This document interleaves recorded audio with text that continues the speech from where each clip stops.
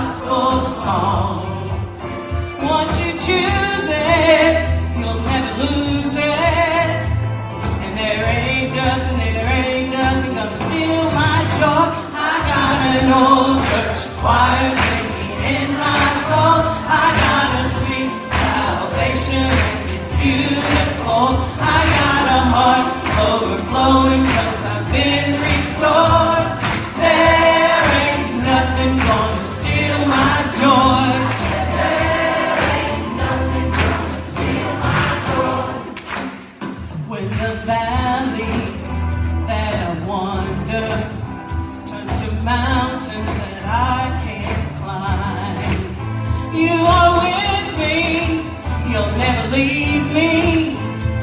And there ain't nothing gonna steal my joy. I got an old church choir singing in my soul. I got a sweet salvation and it's beautiful.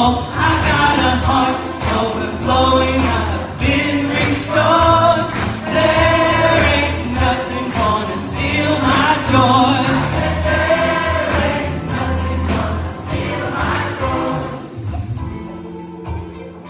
Ooh, yeah. Clap your hands and stomp your feet till you find that gospel beat. He's all you'll ever need. He's all you'll ever need. Clap your hands and stomp your feet till you find that gospel beat. He's all you'll ever need. All you'll ever need. Clap your hands, stomp your feet. He's all you'll ever need. Clap your hands, stomp your feet. He's all you'll ever need. Oh, he's all you'll ever need. My Jesus. He's all you'll ever need. Yes, he is. He's all you'll ever need. Yes, he is. I got an old church choir singing in my soul. I got a sweet salvation, it's beautiful. I've been restored. There ain't nothing gonna steal my joy. In my soul, it's beautiful. I've been restored. There ain't nothing gonna steal my joy. I said there ain't nothing gonna steal my joy. I said there ain't nothing gonna steal my joy.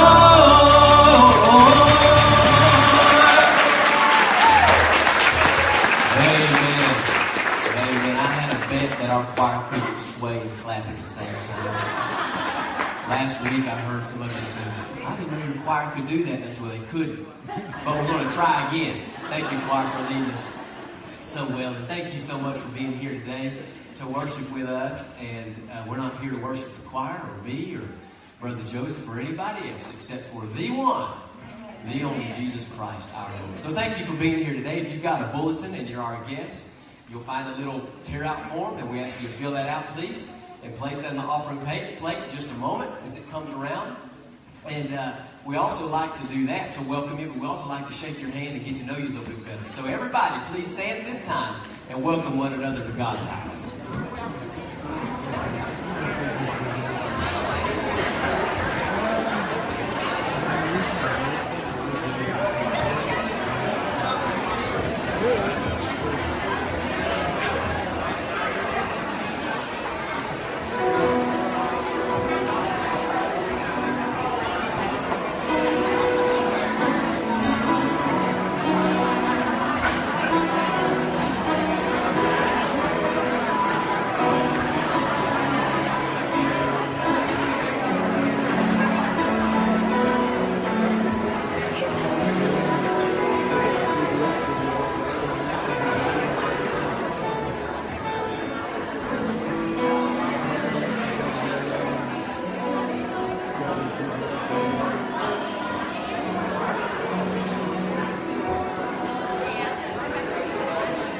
Amen. Come on back to your spots, remain standing, and we're going to sing a song. And you're going to repeat after me. It's pretty simple this morning. It says, "You are holy."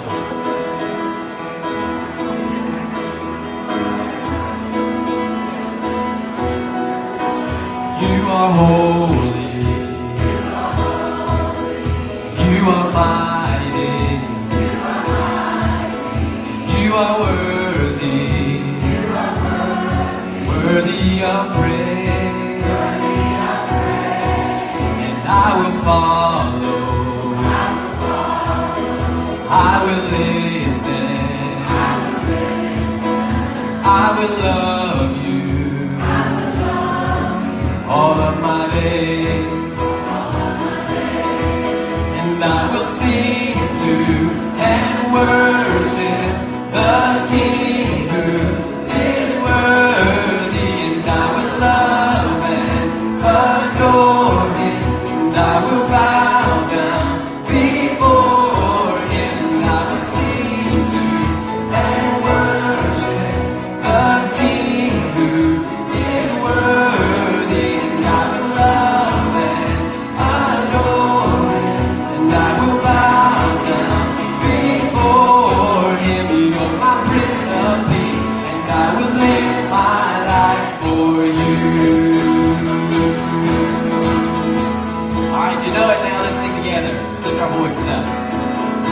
You are holy. You are mighty. You are worthy. Worthy of praise. And I will follow. I will listen. I will love you all of my days, all of my days. And I will sing to and worship the King who is worthy. And I will love and adore him. And I will bow down before him. And I will sing to and worship the King who is worthy. And I will love and adore him. And I will bow down before him. You're my Prince of Peace, and I will live my life for you. We fall down, we lay our crowns at the feet of Jesus. The greatness of mercy and love at the feet of Jesus.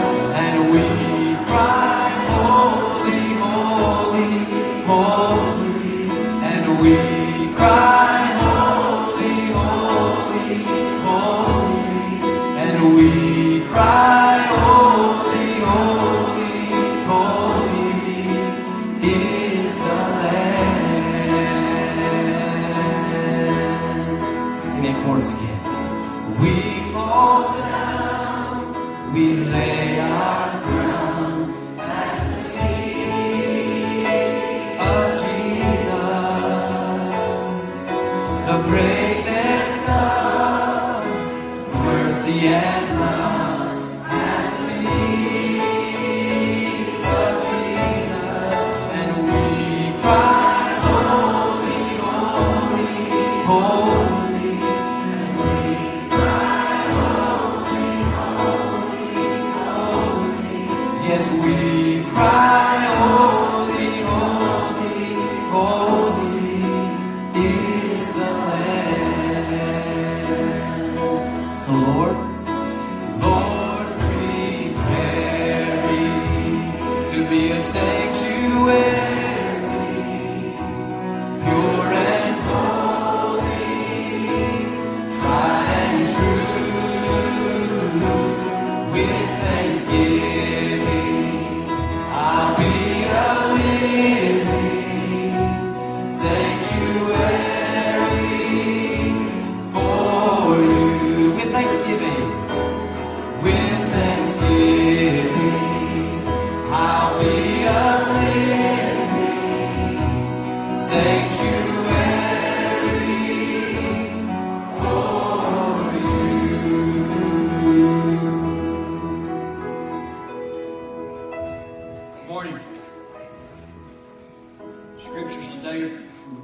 Colossians chapter 3, verse 16 and 17. Let the word of Christ dwell in you richly as you teach and admonish one another with all wisdom, and as you sing psalms, hymns, spiritual songs with gratitude in your hearts to God. Do whatever you do, whether in word or in deed, do it all in the name of the Lord Jesus, giving thanks to God the Father through him. Would you pray with me, please? Sovereign God, we thank you. Father, we thank you for this time to worship, Lord. Father, as we stand and we take inventory, God, of how blessed we are, Father, we can only give you thanks. Father, as I think back from where we have been as a church, where we are now, God, we can only give you thanks. Father, as we come to you, God, Father, you're so good to us, Lord. Father, I pray that our individual lives would grow. Father, I pray that we would give you the thanks that you deserve each and every day of our lives. Father, I pray that you would be happy with our job that we try to do, God, living for you. Father, I'm so grateful for your Son, Jesus. For it's in his name that I pray. Amen.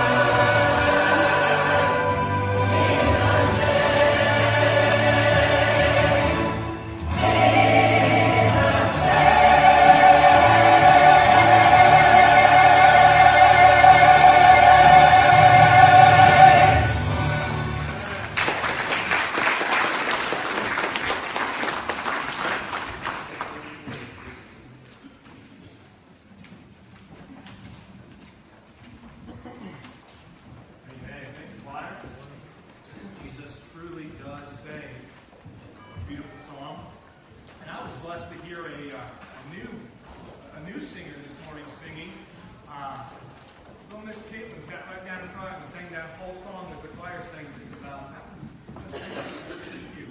And blessed by that. Blessed by our choir. Don't feel it on. You're not. Let's try that. Is that better? There it is. There. If you have your Bible, go ahead and open them up to Genesis chapter 39. That's where we're going to be at this morning. Genesis chapter number 39. We've been studying the life of Joseph. We're skipping chapter 38. 38 has to deal with his brother Judah and how he fell and how it just confirmed the Lord's decision there. And so we're not studying Judah. We're primarily studying Joseph. And if the brothers or anything come in, so be it. Go with this. I'm not studying.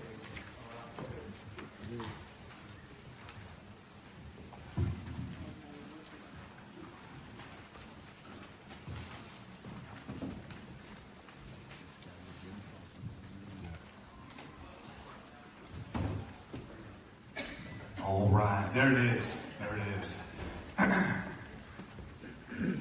We're studying, like I said, Joseph, and we're studying his life. And in chapter 38, as I said, Judah got screwed up. In chapter 39 is where we're going to pick back up. At this point, he's been sold into slavery. He's gone on down to Egypt. And let's think about this. He's 17 years old.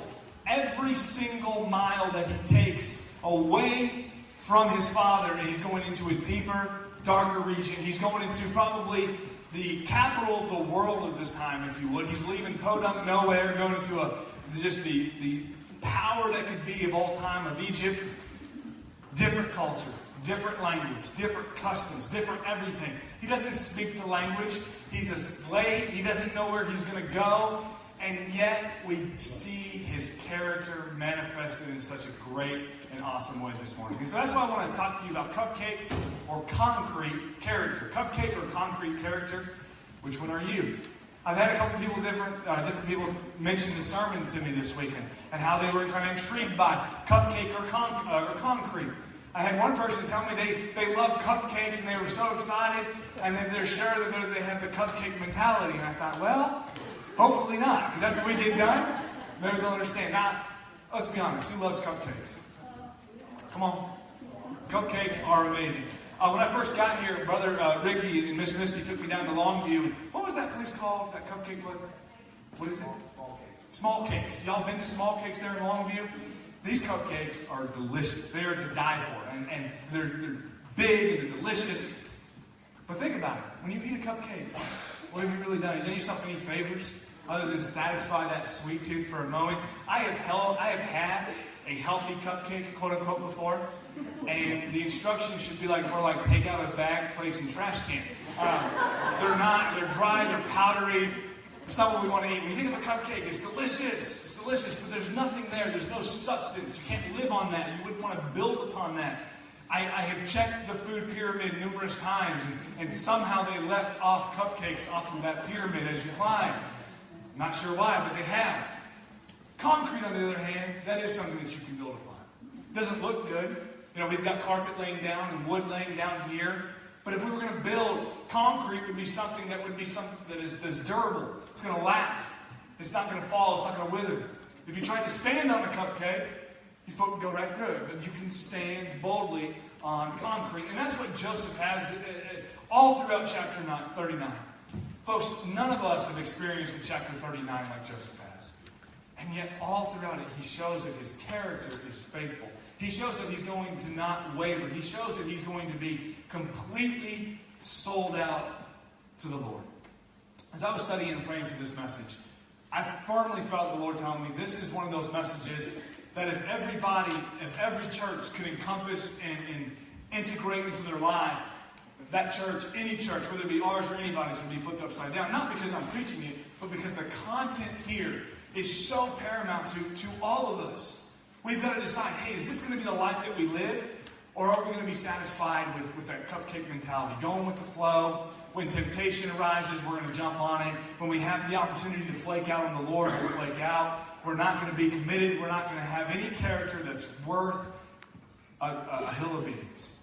Or are we going to do the opposite? So you know what? No, I'm going to dig down. This is going to be good. There was a young man that applied for a hand as a farmhand. Excuse me. When the farmer asked for his qualifications, he said, "I can sleep when the wind blows." Puzzled the farmer, but he liked the young man. He hired him. A few days later, the farmer and his wife were awakened in the night by a violent storm. They quickly began to check out things to see if it was secure. He found that the shutters of the farmhouse had been securely fastened. A good supply of logs had been set next to the fireplace, and the young man was sound asleep. The farmer and his wife then inspected their property. They found that the farm tools had been placed in the shed, safe from the elements. The tractor had been moved into the garage. The barn was properly locked. Even the animals were calm. All was well. The farmer then understood the young man's words. I can sleep when the wind blows, because the farmhand did his work loyally and faithfully, and when the skies were clear, he prepared the storm when it broke. So when the wind blew, he was not afraid. He could sleep in peace. That's character that's worth having. It's great to be able to sleep when the storms blow. You know, we just went through pretty good rain the last couple of days. I don't know about you, but most of us probably weren't too afraid of our house toppling over with this rain and wind that came. Why? Because somebody had put in the time and energy and effort to build your house. What about your life? How are you going to handle the storms of life when they hit you? How would you handle being sold into slavery by your family? Being falsely accused by another person and being thrown into prison for that? How would you feel? How would you handle these types of storms? These aren't like little little rain clouds here and there. These are Hurricane 5s coming through, rocking Joseph's world, and he's like, I love God. I'm sold out. I'm not quitting. I'm not bailing. I'm not leaving. I'm not wavering. I'm not giving up. I'm not throwing in the towel. I'm going to hold what I know is to be true. So the first thing that we see with this character is how is concrete character even developed? How did Joseph get to this point? Can I tell you something? It wasn't by accident. It wasn't by chance. It wasn't by luck. And it definitely wasn't by not putting in his time, not being sold out to the Lord. We've already looked through his life. Where his brothers were wicked, he was faithful. Where his father was a liar, he was honest. Where all these things, where he had a chance to give in and to capitulate and be part of all the monstrosities around him, he said, no, I'm going to be different. And so little itty bitty things, telling the truth, being honest, being forthright, being decent when he was out of his father's sight. All these little tiny steps had started to begin to develop his character. So when he got to these big, massive storms, he was going to be able to handle it. You see, folks, it wasn't just Joseph saying, hey, I'm in Egypt. I'm going to turn over a new page now. Now I'm going to be super spiritual. Now that my dad and brothers are gone and I'm pretty much good for dead and I'm all alone, now I'm going to put my Jesus pants on and be good. Now I'm going to step up to the plate and I'm going to have this superhero Christian-like faith. Time and time again, go read your Bible. You're going to see where men and women of the faith handled these little tiny problems that grew their faith, that developed them into being able to take on a Goliath or a lion's den or a fiery furnace or wind and waves on the sea, whatever the case may be. I didn't even mean to rhyme right then, but that sounded pretty good. It's these baby things. And they're taking him and he's saying, okay, now I got it. Now he's developed. He can handle this time of suffering, this time of storm, this time of pain, this time of just all kinds of nastiness, because Genesis chapter 37 took place. And chapter 36 took place. And so on and so forth. Folks, what about you? I've preached about storms already at this church. And we've talked about they're going to come. Some of you right now are in the storm in a fight of your life. How are you handling it? Is your character crumbling? Are you a wet, soggy, good-for-nothing cupcake right now? Or are you concrete? Are you standing firm? Are you secure? Is your character what it would be that would please the Lord? I don't know. I can't answer that. I can't, but I'm telling you, the Lord wants to build us up. He's not in the business of destroying his people. He's not in the business of chewing you up, spitting you out, and leaving you worthless. He'll send storms. He'll send trials. He'll send these things to build you, to see what kind of man or woman you are. Think about it.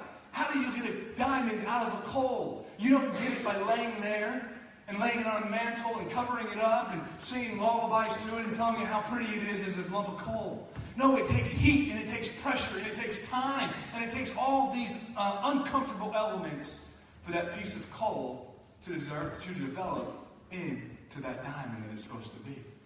Let me ask you this. Are you a lump of coal right now? Are you a diamond? Or maybe you're going through that process. Maybe God is working on you and you don't like it.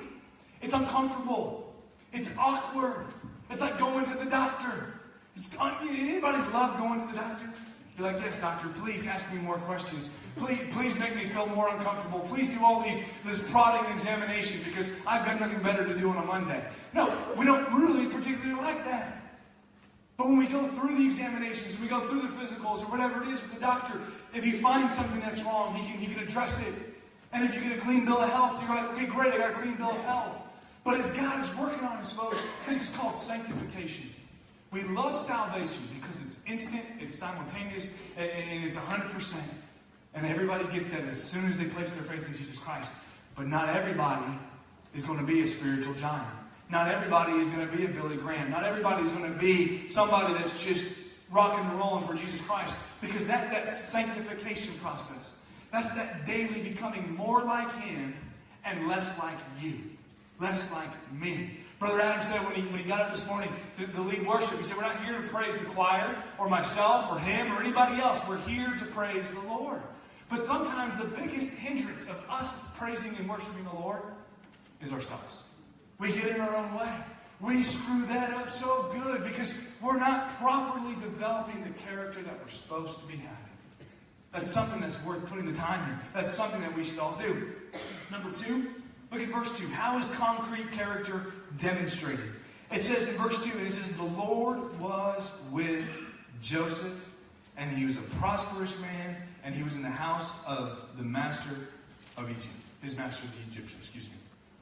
The Lord was with Joseph. Replace your name right there with whatever your name is. Is there anybody that was like, I don't really want the Lord to be with me. I'll just take one of the angels. I'll take somebody else. No, we would love to be able to say every day when we wake up, hey, the Lord is with you.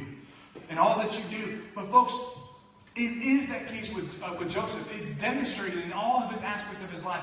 Every single time he gets up, he's demonstrated this character. Let's talk about it for a second.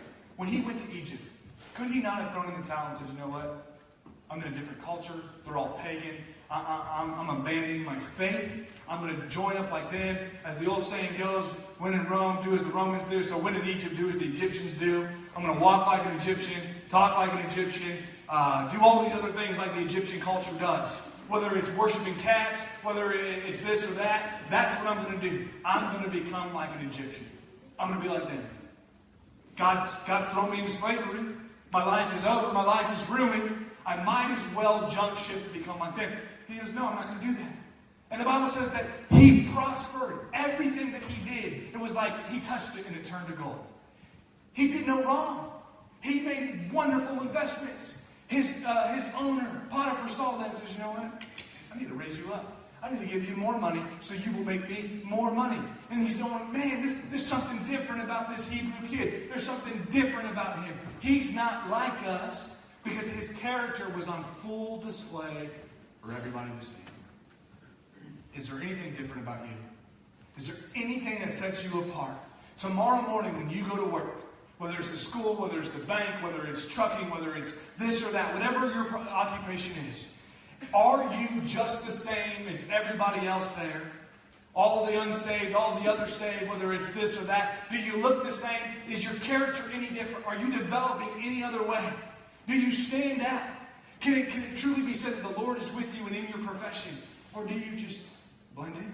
Do you just become like everybody else? I don't know, but there was something that was really on display, and everybody got to see Joseph sold out to his heavenly Father. You see, he had been bought by Potiphar, but he was already owned by his father. It made no difference what was going on in Joseph's life because he's saying, I know who my daddy is. I know who's got my back. I know who I'm living for. I know that he's in control. I know that he'll take care of me in a pit. He'll take care of me in prison. He'll take care of me in palace. He'll take care of me anywhere he places me because my daddy has got this under control. His character was on full display. But let me tell you something, folks. Your character's always on display. You understand what I'm saying? You have a cheap, cupcake, shallow, good-for-nothing character, it's on display. Yeah, I'm going to put up a front. I'm going to hide it. I'm going to put up a veil, and it'll be a mirage, and I'll fool people. You might. You may be able to get by with some people. You may be able to trick your spouse. Maybe not. I don't know. Those of you that you only see on Sunday, yeah, you might be able to, oh, that's a super Christian. But the Lord knows. The Lord knows if you're really doing business or not. So are you? What kind of character is being on display for you, is being demonstrated? You ever heard the example of the 2 grasshoppers that fell in milk? One became panicked and just couldn't take it, so he drowned and died. The other one kept kicking and was determined to get out. And he had finally churned that milk so much that he got out of that bucket by walking on the churned milk. You see, he was thrown into a terrible situation. And yet he said, I'm going to rise above it. I'm not going to succumb to it. You may be thrown into just a firestorm tomorrow. It may be the worst day of your life. Forever. You may never have a worse day than what you will experience tomorrow morning when you wake up. How will you handle it? What kind of character will be demonstrated? What kind of words will be coming out of your mouth? What kind of actions will be taking place? Will it be anything that's glorifying the Lord? I don't know if you know who John Bunyan is. He was thrown in prison for 12 years because he was not a licensed preacher. And they said, well, if you promise to not preach when you get out, we promise to let you out. He said, no, I'm going to preach when I get out. So he said, fine, stay in jail. He had a little three-legged stool that he would sit on. He took one of the legs off, filed it down, whittled it down, and made a flute, and began playing gospel songs in prison for the other prisoners to hear. While he was also there, he wrote a book called Pilgrim's Progress. Maybe you've heard of that. Great, influential book that's been used for all the years. He was in a terrible situation, and yet the character that was displayed was worth having. What about your character? What about my character? What kind of character are we displaying? Not only that, look at verse 3. We'll see how his character is declared. We kind of already touched on it. We won't stay here long. Potiphar says, wow, there's something different. His master saw that the Lord was with him, and that the Lord made all he did to prosper in his hand. It was not only demonstrated, but now it's being declared. Hey, there's something different about this guy. Folks, when you sell out to the Lord and you live a life that's truly dedicated to him, it's going to be declared. It's going to be declared for all to see. It says, hey, there's something there. Not only is it demonstrated, but now others will be declaring it for you. By the way, people are already declaring your character. People know what kind of work ethic you have at work. Your coworkers talk about you all the time. Do they not? You know how I know that? You know how you know that's true? Because we all talk about our coworkers all the time. Debbie and I do it on purpose. We wait for Adam, and we try to get him. Sometimes it's fun. Sometimes it's serious. Most of the time it is. It's always true, right, Miss Debbie? Always true. Just kidding. But no, legitimately, your coworkers talk about you. And they're saying, oh, what an awesome worker, what an awesome person they are, what a fantastic role model and testimony they have. Or they're saying, oh, that guy's lazy, doesn't come to work, doesn't show up on time, doesn't work hard. You know this is true because if you work with somebody that drives you nuts and is a lazy, good-for-nothing bum, you've probably said something about them once, twice, daily, whatever appropriate, whatever fits for you. I don't know. My point is, people are going to declare your character. Potiphar saying, hey, Joseph's character, this is awesome. What about yours? Wouldn't you love for when people to speak about you? Maybe at your funeral, for it all to be true, they go, wow, this gentleman, this lady, their character declared that they love the Lord. Something worth having. Something worth having. It was declared. But, unfortunately, sometimes it has to be defended. Look at verse 7 real quick. It says, and it came to pass after these things that the master's wife cast her eyes upon Joseph, and she said, lie with me. But he refused, and he said, behold, this is my master's wife. Behold, my master has given me everything in the house, and he hath committed all that he has to my hand. There is none greater in this house than me, neither hath he kept anything back from me, but you, because you're his wife. How then can I do this great wickedness and sin against God? And it came to pass that she spake to Joseph day after day after day after day after day. He hearkened not unto her. He wouldn't listen to her. He would not lie with her, and he would not be with her. And it came to pass about this time that Joseph went into the house to do his business, and there was none of the men with him in that time. And she caught him by his garment, saying, Lie with me. And he left his garment in her hand, and fled and got him out. And it came to pass, when she saw that he had left his garment, and he had fled, that she called unto her men of the house, said to them, See what this Hebrew's done. He's mocked us. He's coming to lie with me. And I screamed with a loud voice. And it came to pass when he heard that I lifted up my voice, that's when he ran away and he fled, and he left his garment with me. And she laid up his garment by her until the Lord came home, and then she told him. Wow. Did nothing wrong. In fact, did everything that he was supposed to do. And yet she lied about him. You know, that's tough, folks. You can't defend yourself against a lie. A lie is just that, it's a lie. If it's your word versus their word, and nobody has proof, how are you going to win? You can't. That's what stinks about lies. That's what's challenging about lies. Brother Adam and I have these conversations but with each other privately and with our job. And what we have at risk and what we have at stake is much greater than other men and women. You see, if you get accused of something immoral with especially somebody of the opposite sex, you can probably keep your job. Adam and I can't. Do you know what we do? We make sure that there's somebody else there in the room with us if we're meeting with a lady or we meet in a room with a camera just on purpose. So that way, if anybody was to say anything, you say, well, we have proof. But if there's no proof, it's simply your word versus their word. And how is it going to be defended?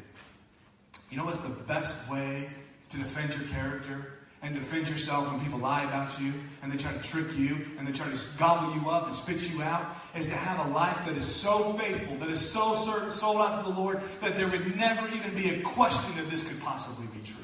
Do you understand what I'm saying? If you have crummy character as it is, and you're a pretty much good-for-nothing Christian, and then you get accused of something, you know what people are going to do?